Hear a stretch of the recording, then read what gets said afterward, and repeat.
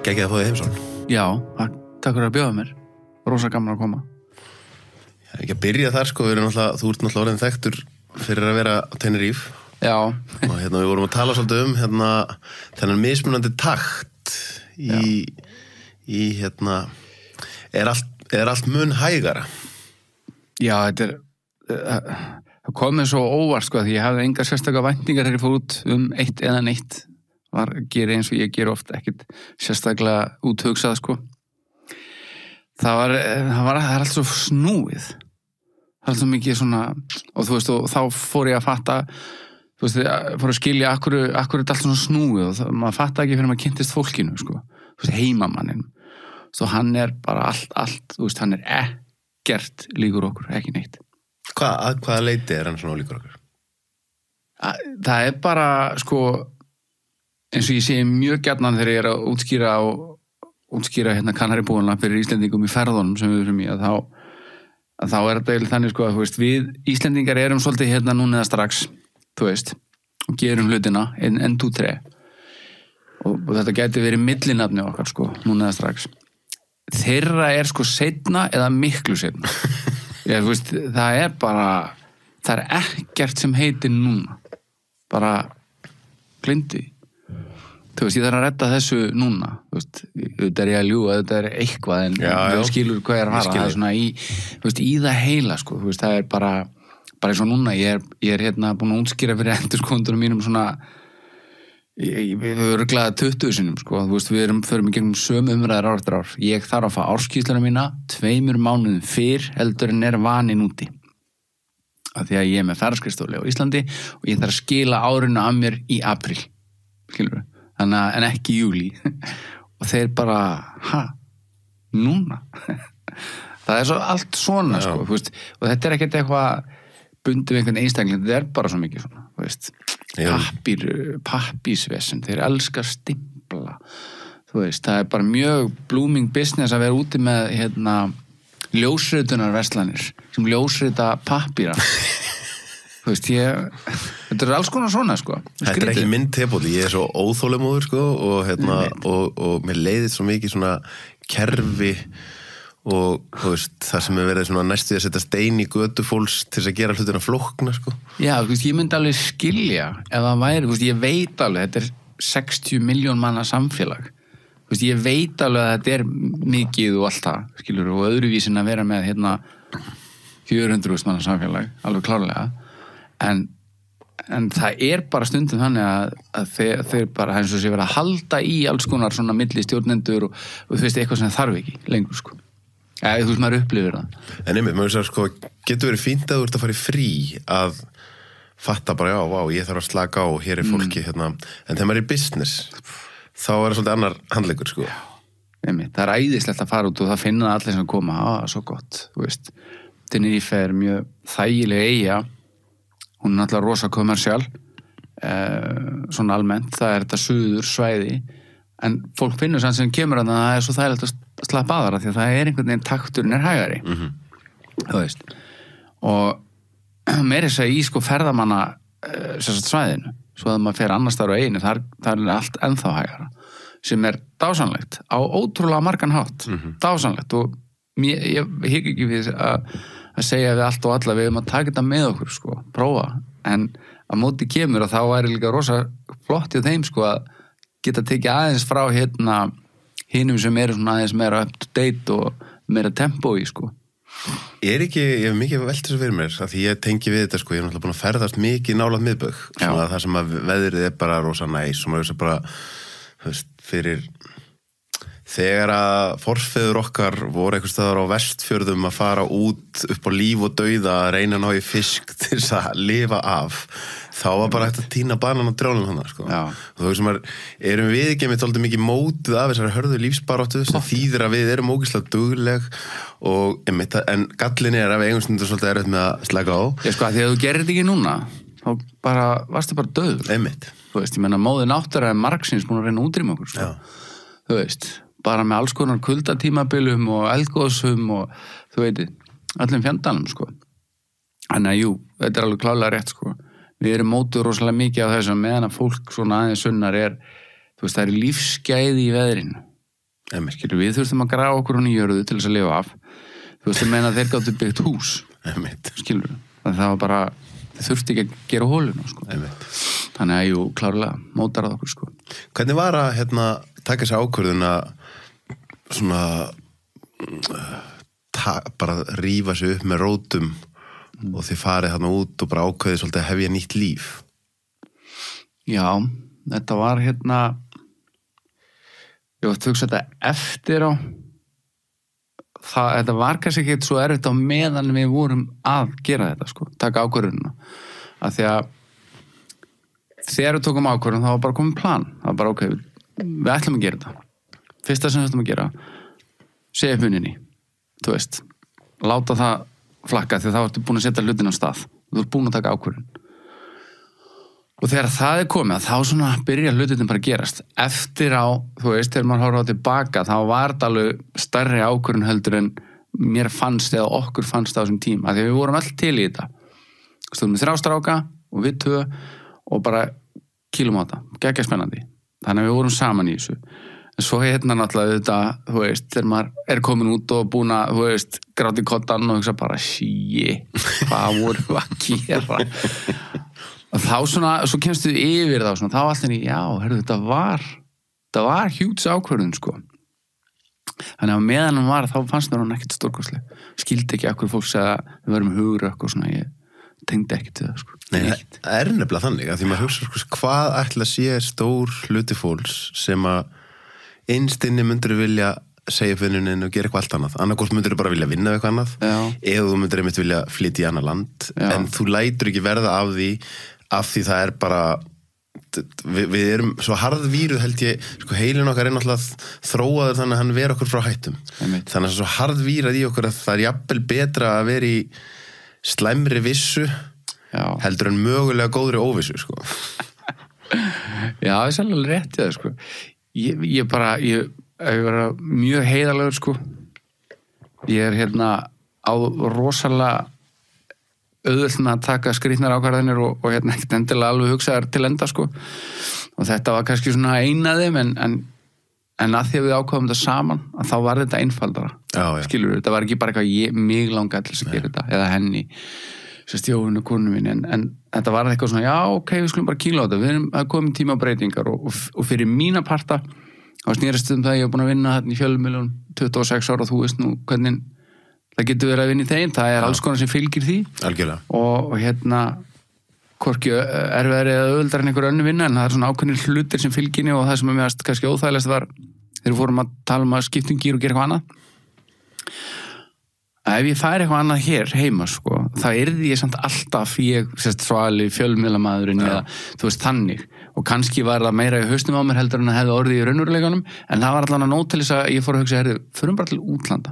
Þú veist, það sem enginn veit hver við erum og bara sjáum hvort við getum gert eitthvað á okkar eigin velingum. Bara prófum það. Það er góð punktur að því maður svona, þú veist, án þess að maður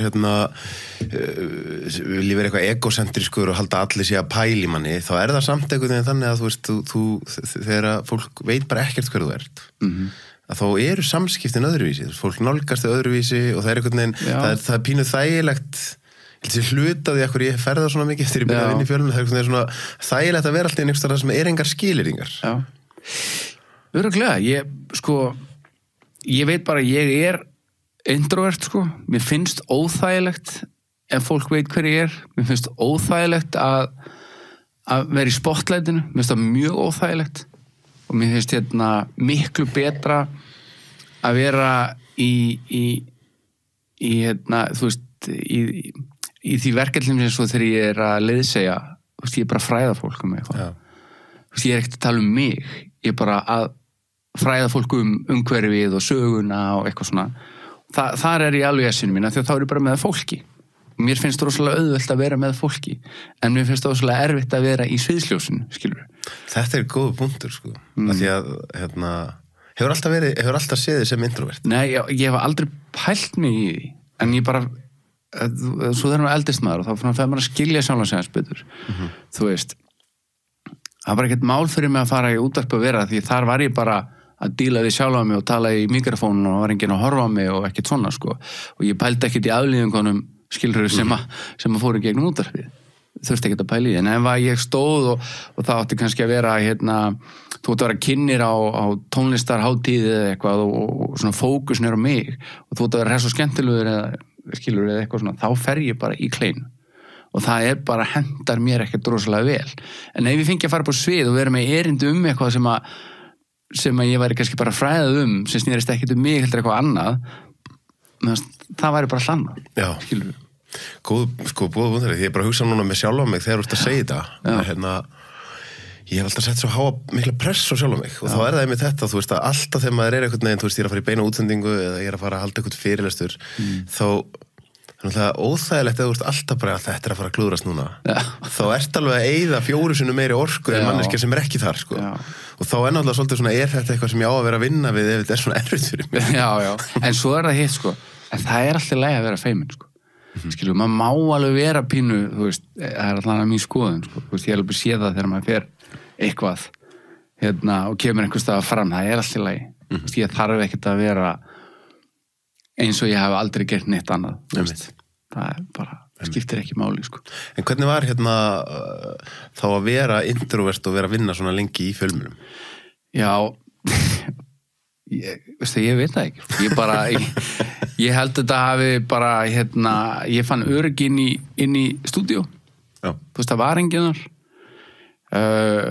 barðist mikið að móti að þetta sett í sjónvarpið sko. Þegar mér fannst að skemma svona mystíkina í útvarpinu og eitthvað svona á sínum tíma en svo bara einhvern veginn, þú veist þú bara, ég hætti bara að pæla í sko, fyrir mér var bara að fara í stúdíu var bara að setjast niður eins og fyrir einhvern að setjast við skrifborðið og vera endurskoðandi og fara að taka tölurnar og eitthvað svona skilur en nema bara mér þótti þetta rosalega skemmtilegt sko. En það einmitt það sem kannski fólk fattar ekki að, þú veist, ég kveikt á því í fyrsta skipti sem ég átti að halda fyrirlestur eða mitt, vera fundarstjórið eitthvað og vera alltaf með sala fólki. Þá fólki, þú veist, hann svo hann verið í sjónvarpinu, en þú veist, það verið í sjónvarpinu, það bara setur, og það tala við eina mannesku og svo kannski 1 eða 2 kameramenn eða eitthvað. Það alveg comfort zone, sko. En síðan alltaf að vera, þú veist, fyrir framan 20 manns, þá bara ég bara með hjartsláttin 130. Já, það rosalega óþægilegt, sko. Og ég bara, þú veist, ég held að þetta hafi verið svona partur af því sem að gera það verkum að ég sóttist ekkit mikið meir eftir því að vera veislustýrast eða eitthvað. Þú veist, ég tók alveg verkefni í fekku, en ég var ekki, þú veist, það sækist þetta í, ekki búa til eitthvað prógram að, selja þetta sniðut og bara hendaði mér ekki.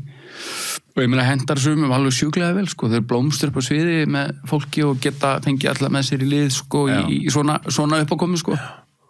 Enda mér bara ekki, sko. Nei, þetta áhvert að En þó sérst í mitt fjölmiðli og sérst að vinna við eitthvað og það tengist náttúrulega fullt af fólki sem er að hlusta eða horfa eða eitthvað, en það öðruvísi þegar þú ert í stúdíu bara með þér og þú veist, það er bara þú og mikrofónin eða við myndaðilin sko. Hvað finnst þér, sko, ég hef talað við ég man náttúrulega Gissur Sigurðsson hann kendi mér einna mest af öllum í fjölmiðlum og hann var svo ástfanginn á útvarpinu og hann sagði bara að þetta svo þægilegu miðl, skilur, þetta ekki með flækjustíði sem í sjónvarpinu og ég vann hann í smá tími í útvarpi og ég tengdi þá sem þetta eiginlega svona, þú veist, það talsvert einhvern veginn svona öðruvísi press einhvern veginn að vera í sjónvarpi og eitthvað, skilur, það var allt einhvern veginn viðmælendurnir líka, þeir eru rólegri þegar það ekki kamerur það svolítið svona, finnst þér útvarpið ekki sjarmerandi miðl? Það rosalega skemmtilegu miðl, ég elska kallinn ennþá, hann Gissur, stórkostlegt eintakamannuski. Já, íðislega. Og hann var einn af þessum sem að gat, sko, það ekki alltaf hvað þú segir, heldur hvernig þú segir það. Og það útvarpið, sko. Þú getur sagt, þetta svo, mann var sagt mjög hljótlega, þú veist, þetta bara leikhús hugans. Þú bara búið til einhvers slags sýningu fyrir fólk, sko, með hvaða orðin sem hún notar og mér fannst það svolítið skemmtilegt, bara svona hlutir eins og ef þú bara pælir í, ég ætla að segja þú veist kannski fara að spila eitthvað lag og þú segir, heyrðu, þetta lag fyrstu plöturinn sem ég keypti mér maður stættið þinni og svo heldur þú bara fram, en þú ert búin að planta inn einhverju hjá viðkomandi sem að hlusta, hann kannski bara keyra það í vinnunni eða eitthvað og bara, betur hvað var þetta fyrsta platan sem ég fekk, sko og það faraðir í sitt eigið ferðalag, sko og þetta svo mikið magic í útvarpinu ef þú leikur með þessi element sko, skilja eitthvað svona eftir og það þarf ekki að vera merkilegt skilju, það þarf ekki að vera mikið ef ég segi, ok, nú ætlar að loka augunum og þú ætlar að sjá fyrir þér fíl þú sér fyrir þér fíl og hann kannski einhverju umhverfi, en hann bóttið ekki sama umhverfi og ég að hugsa mér þó að sé kannski líkur að við sjáum fílinn á svipaðan hátt skilju, en þá umhverfið orðið þitt sko og þetta mjög skemmtilegt þegar maður þarf að pæla í útvarpinu sko. Já, það að vinna með ímyndunaraflið og það getur verið í sinni einföldustu myndskilur þó að sé tónlistarútvarp og engin þannig séð skilur dagskrárgerð eða ekki svo Rás 1 sem að fara í alvöru fréttaskýringaþætti eða söguþætti það samt á við allstaðar sko. Þú veist, ef maður hlustar í ljósi sögunar eða eitthvað, þú veist, ég bara komin inn í mitt skilur minn hugarheim sko. Og saman gildir músíkina sko. Podcastið náttúrulega svolítið svona að einhvern nátt nútíma útvarp sko. Alveg. Við erum við með kveikt á kamerum og svona, en það samt, þú veist, þetta ekki þetta miklu, hvað maður segja, þetta miklu afslappaðara heldur en sjónvarp sko. Það sem að allir einhvern veginn mjög meðvitaður að þeir þurfa að vera einhvern veginn svona og hinsegin og þetta verður allt svolítið svona og sminkaði sminka og Já, alveg rétt, sko, podcasti alveg stórkostlegur miðl og hefur gert rosalega margt gott, sko. Þú veist, það svo mikið af alls konar veitum sem að og þáttum sem að maður gott aðgengja saman hvort það íslenskt eða erlent eða hvað það og þetta allt liður í að upplýsa okkur og bæta okkur, sko. Og podcastið það sem að það gerði svo frábær framleggingu útvarpi var að þarna gastu, þú veist, verið að hlusta á, þú veist, viðmælendur annarkvæmt það verið áhugaði með ekki en það kannski fengið alveg viðtalin ekki á 8 mínútum það sem var að klára það fyrir auglýsingar og það stóra breytingin því að in the end sko að þá erum við öll á sama stað, við viljum bara sögur veist, þannig við, það í DNA-in okkar skilur og þess vegna þetta svo viðeigandi miðl sko. Þetta rosa skrítið sko, fyrst þegar ég var að byrja að gera podcast þá var ég svona bara eitthvað hvernig ætla ég að fara því að láta eitthvað viðtal halda í 1,5 tíma og þá það tempóð í sjónvarpinu. Þetta svo hratt og það má enginn vera bara að slökka á sjónvarpinu því þetta svo leiðilegt. Sko. En síðan ertu búin að gera þetta svolítið tíma þá það bara gæti ekki farið tilbaka, taka eitthvað 10 mínútna viðtal. Sko. Það óþægilegt. Sko. Það bara meikar engan sens. Út af því þú getur ekki komið hugsunum þínum í orð, þú veist, með góðum hætti ef þetta bara í einhverjum soundbætum. Já, algjörlega, og þú ert það heldur bara ekkert að þú sem spyrir að kynnast þeim sem hjá þér eða sá sem hjá þér átt að sjá út á hvað þáttur þín gengur sko, hann bara, ef þú veist hann í séð sko, þeir bara náðu ekki sko, en þú veist, ok, ég skil alveg útvarp með ákveðið tempó, þú veist, það við vitum það allavega frá því þegar ég var í þessu og þá var meðal hlustarum tíma mótnana, hann var ekki nema kannski 14 mínútur eða eitthvað, heimafráður oft komin í vinnu og það tíminn sem þú þarft að hafa til þess að ná hlustandanum, sko, það þarf að vera eitt alveg ógeðslega vinsællag, eitt gamalt rosa gott þú voru með geggja topic þannig og svo eitthvað gott tís til þess að kveikir á inni, sko. Einmitt. Þetta var bara svona mantran, skilur. 26 ár? Já, 26 ára. Byrjaði 17 ára og það var bara eins og ótrúlega margt annað í mínu lífi, það var bara svona hálfgerð tilviljun, sko. Sóttum að því að vinur minn hafði verið að vinna á einhverju svona næturvakt að bröldu helgar milli 3 og 6, það var náttúrulega ekkert það var mannað allan sólarhringinn ekkert teip og ég fekk vakt milli 3 og 6 helgar á nætunar og bara, já þú veist, þetta átti alltaf að vera bara eitthvað með skóla sko, enda þetta í 26 árum sko. Það alveg fyrir. Já, þetta var alveg, þú veist, ég var lengst af alltaf á sama stað, ég var á FM, má segja í 21 ár, var reyndar 1,5 ára Rás 2, þannig í mildtíðinni. En það lengst af bara á FM, og svo fer ég þaðan út og þá hætti ég og tók af mig verkefni sem að enginn áttaði sig á okkur ég gerði en það gekk. Þá fekk ég kanan í fangið út á stöð og við breytti henni yfir í K100 og fyrir það verkefni sko 2012 og það var rosalegur tími sko, þetta svo erfiður bransi. Þessi þáttur áskriftaþáttur. Inni á sölvitryggva.is fá áskrifundur aðgengi að öllum útgefnum þáttum, aukaefni og nýjum þætti í hverri viku.